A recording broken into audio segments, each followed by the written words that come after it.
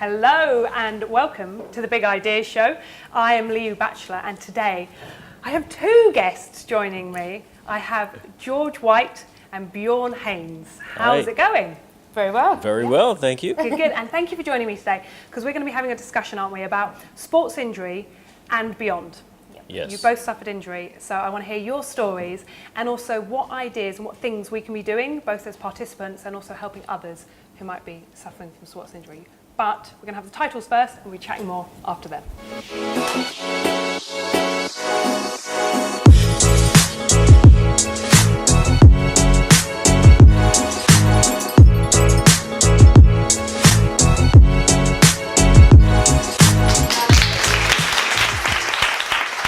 Thank you for joining us on the Big Ideas Show. The show all about sparking conversation, collaboration, and in the case of you guys, sharing stories in the hope that we can find projects and ideas that we're going to take forward that will help other people. I want to say a big thank you before we start to our collaborators, to our sponsors, and also to the venue, the Quarterhouse, for hosting us tonight, and our wonderful live audience that you'll hear throughout the night, I am sure. Today's theme is around sport and physical activity as a tool for well-being and community cohesion. So you two are joining me today, George and BJORN, to talk about sports injury, because I think we're talking about all of these projects, and throughout the month we're talking about ways that we can get people more active, but what happens when we get injured? Yep. It kind of puts a stop a little bit to that, doesn't it? So I want to ask you both suffered sports injuries, to tell me a little bit about your personal stories and how that experience was for you from the kind of the well-being and the mental health side. George, I'll come to you first. Yeah, sure. So my sport is cricket, and a year and a half ago, whilst bowling, I ruptured my ACL, which is the ligament in your knee that connects the femur to the tibia. Yeah. And it helps stabilise the knee, and I completely ruptured that. And you know, before I did that, I was active all the time, completely sport was my life. Yeah. I then had to wait 9 months to have my operation. Wow. Could you do anything in that time? After a few months, I couldn't play physical, competitive sport, or have that contact, but I could do kind of exercise. So swimming and cycling became my new hobbies. Yeah. And then after the operation I had in March this year, so I'm 9 months post-op now. Okay. And yeah, the operation, it really took its toll on me. I had no idea, absolutely no idea how it would mentally affect me. I completely changed personality, really. Really? I just lost my spark completely. It was like something was just taken away from me. My whole life, from what I knew, was gone. I couldn't do anything that I could do before. Yeah. So, yeah. Okay, so that was your primary activity. Yes, most of the time, yeah. And then that's all gone. Yeah. What do you do with all that spare time? Okay. BJORN, what about you? What was your story when it comes to injury? I played American football. I started playing when I was 16 and pretty quickly progressed to playing for the national squad. I played there for quite a while, as well as playing at a very high level for the National League teams. Yeah. And the semi-final game before the national championship, I ruptured my left quadricep during a tackle. It was, a pretty crushing injury. I spent pretty much the next 8 months learning how to walk properly. That pretty much put paid to any hopes for my pro career, and I kind of just went on to having to continue with league. Then it was destructive, really bad, because all of a sudden you can't do anything. You can't continue to play as you used to. You can't act as you normally would. There's a massive part of you that's taken away. Yeah. But that wasn't the only one. I've gone through a number of ridiculous injuries, finally ending up with my shoulder being destroyed and having to have that repaired. And after that kind of thing, couldn't play anymore. And I went into coaching. Okay. So I kind of had to take the energy that I had for what I was able to deliver for myself in the sport and translate that to other people, because that was the only way I could really still stay in the game. It was the thing that I wanted to do the most, but I couldn't do it. So I had to stay in there somehow, and that just meant helping somebody else. Nice.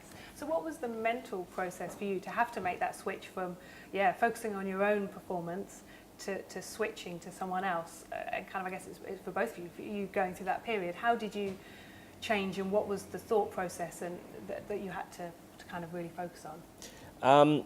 It's a really difficult thing to take what you want to do for yourself and translate that to somebody else and see them excel at what you can no longer do.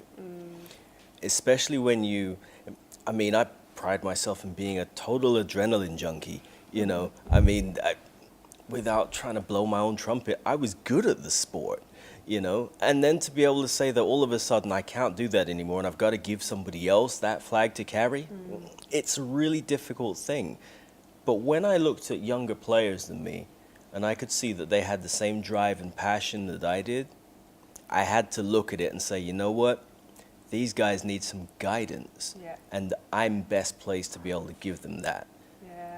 And that is what enabled me to turn around the situation that was so mentally crushing and make it something really positive to be able to help a number of other players too. Yeah, that's wonderful. Yeah, I think through an injury, you feel like your kind of dream and your goals have been just completely taken away from you. And I think that's the hard thing to overcome. It's kind of like you were at a good place in your life, and then it's like you've been shut down. It's kind of like starting again. That's the really difficult part. Definitely. Okay, these are all big kind of topics, and you're both very passionate about it, kind of both for yourself and then giving it back to others, like you said. So we're going to talk more after these titles about what we can be doing to help other people, both in it or to prevent injuries and people having to go through some of the same things that you've gone through. We're back with that after these titles.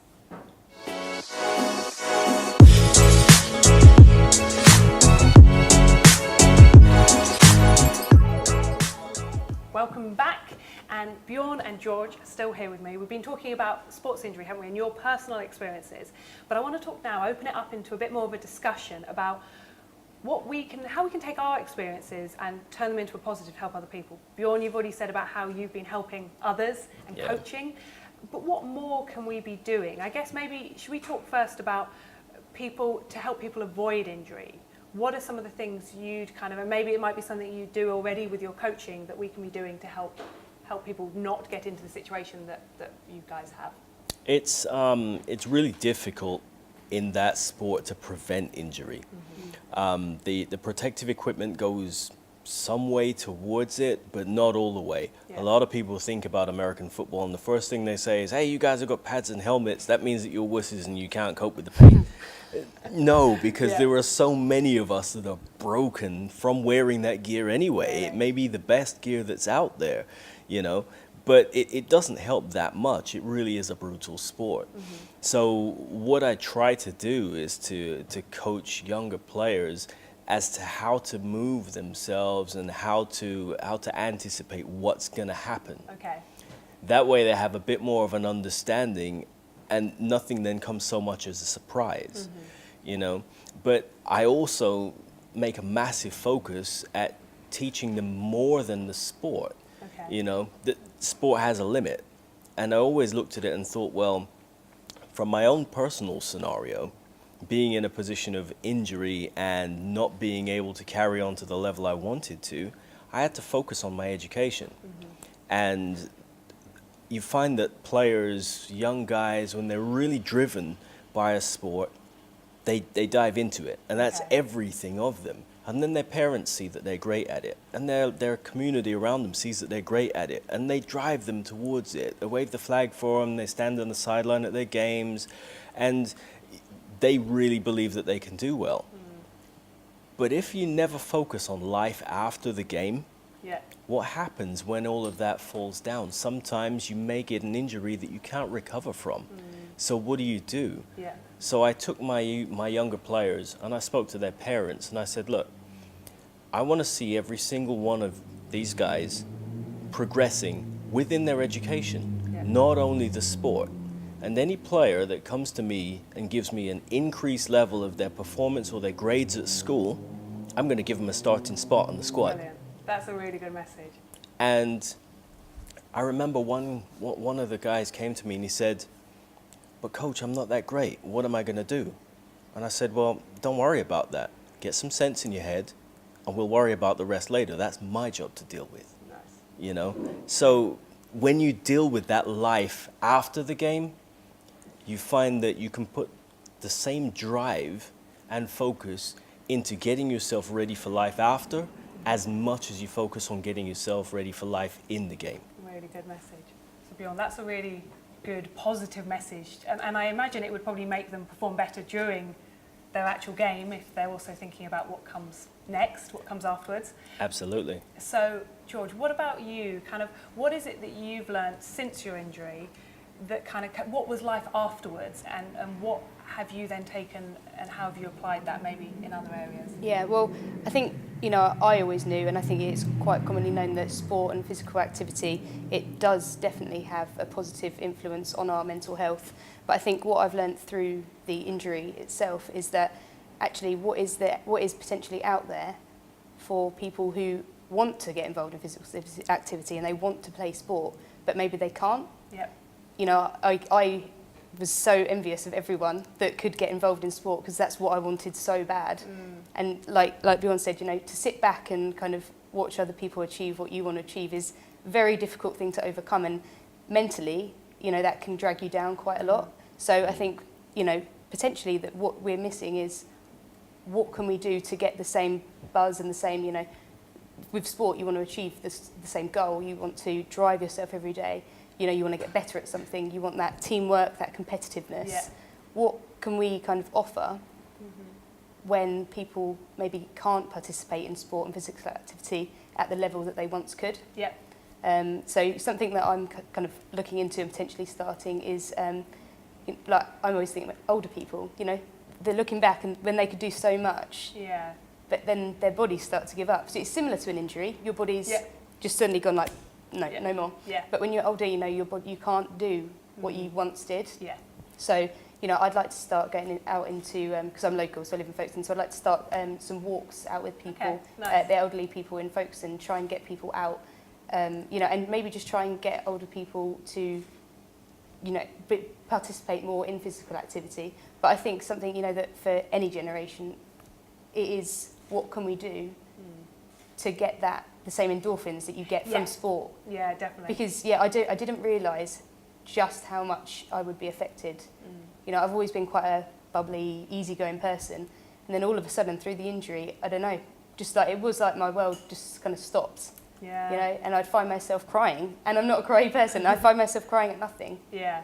And I was like, what is going on with me? So, physical activity and sport massively has an impact on mental health. And that is what I've learned through the injuries. So much more than I ever thought. And that ability to connect and empathise with people who can't, for whatever reason, be it for age or injury or experience. Okay, so now you've both got kind of projects that you're working on, early stages, ideas. Now's your opportunity to have a shout out to kind of people out there. What do you need to take your ideas, or to take this general idea of supporting people through and after sports injury? I'll ask you both individually, like what would you like to do, and who would you like to help you, and how? I'd like, I think I'd like more of a focus from the National League of American Football teams in this country on what happens to their players after injuries, where they pull their coaching staff from, and how people can focus more on the education of their younger players, so they've got more of an understanding of how these guys can progress, not only as players, but as people outside of the game. Definitely. You've got to live, and you've got to be right in your mind to be able to come and play the game to the best of your ability, because in a team sport like that, you're reliant on the person next to you as much as they're reliant on the person next to them. Definitely. And if you happen to be that weak link because of whatever your scenario is, that has an effect on the rest of the team. It is that close-knit community within that team. Yeah. So to be able to focus on so much more than simply your ability to run and catch a football, you know. Yeah, I can see some education sessions from, like I said, the American governing body or whoever it may be, to kind of go, right, this is something that they should all be looking, be it small clubs and the association. Absolutely. As a whole. I mean, that's something for the entire BAFA league, BAFA in the UK, to take a look at, and wider, because it's played in Europe and across, obviously, the USA as well. So a big shout out to them to get in touch. Absolutely. To speak to you. And George, what about you? You mentioned your group, those kind of the walking that you're looking to do. What's the next step? Who do you need to kind of help you make that reality? Well, I guess for me, because I'm kind of new-ish at this whole sport injury and how it affects me, and I really want to give myself and a lot of positive energy into how we can better life after sports injury. So I guess for me, if anyone has had an injury or is going through the injury stages, if they want to get in touch with me and we can try and maybe collaborate together and work something out, then that would be amazing, because you can spark ideas, like you say, together through this session. And I guess also with the walks that I'm thinking of doing, thinking of a Saturday morning walk. We'll meet on the Leas and just stroll along the seafront every Saturday. So I'm going to try and put posters around and stuff like that. So I guess just look out for that. Definitely. Okay, that's awesome. So final times, if people do want to get in touch, what's the best way for them to get in touch with you both? I think the best way is possibly just to email me. That'll be info@spysmasherpm.co.uk. That's business, but you'll get me there. We'll put the links in the post and on the social. George, what about you? I guess for me, probably two ways. Facebook, my name is Georgina White, or email, I guess, for the people that don't have Facebook. My email is georginawhite93@hotmail.co.uk. So. Brilliant. Good stuff. Thank you very much to both of you. Thank you. And good luck on your continued kind of journey and recovery, because I know from personal experience, it never ends, does it? No, it's a constant thing. Yeah, absolutely. So good luck. Thank you very much indeed. And if you out there have enjoyed today's episode, there are loads more episodes talking about sports and well-being throughout January on the Big Idea Show pages. Also, if you have an idea or a theme or topic that you think we should be talking about, get in touch. We're looking for people to head up and partner with, really, to run the Big Idea Show events. Right, one final thing is just to say a big thank you to everyone involved, our contributors who are Hacks from Prisma Broadcast, Erin from 6'2", and Warren from Flourish for helping us make these videos possible. Big thank you to the Glass Whiteboard Company, our long-standing sponsors who have been a wonderful support in helping us bring you these, and also to the Folkestone Quarterhouse and the Creative Foundation for hosting us in this wonderful venue. Big thank you. Thank you to our live audience. And we'll see you soon.